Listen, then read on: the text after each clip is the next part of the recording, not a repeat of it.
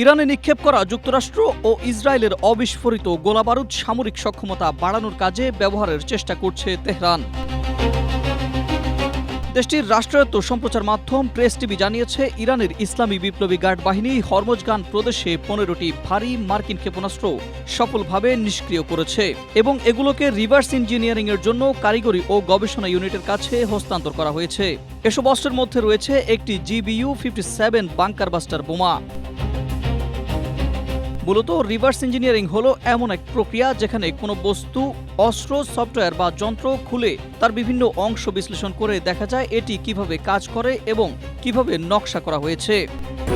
Strawberry super dotted ও classic variant sensation জাগুক শিহরণ।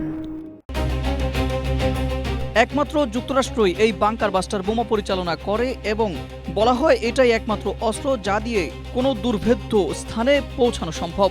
বোমাগুলোর ওজন 13,000 কেজির মতো এবং এগুলো বিস্ফোরিত হওয়ার আগে প্রায় 60 ফুট কংক্রিট এবং 200 ফুট মাটি ভেদ করতে পারে।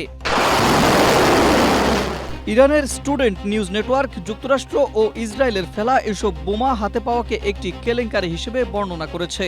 তাদের দাবি, যুদ্ধক্ষেত্র এখন ইরানের প্রতিরক্ষা শিল্পের জন্য একটি গবেষণাগারে পরিণত হয়েছে।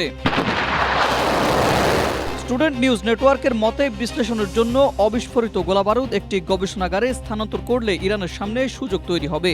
এক্ষেত্রে শত্রুপক্ষের বিপজ্জনক প্রযুক্তি সৃজনশীলভাবে নকল করার মাধ্যমে এই পরিস্থিতিকে কৌশলগত হিসেবে কাজে লাগানো যায়। অতীতেও ইরান এমন কাজ করেছে।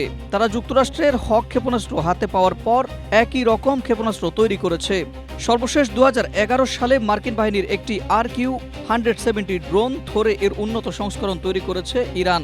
পশ্চিমা বিশ্লেষকরা বলছেন তাদের বাস্তব উদ্বেগ রয়েছে যে ইরান উন্নত মার্কিন ও ইসরায়েলি অস্ত্রের কোড ভেঙে ফেলেছে।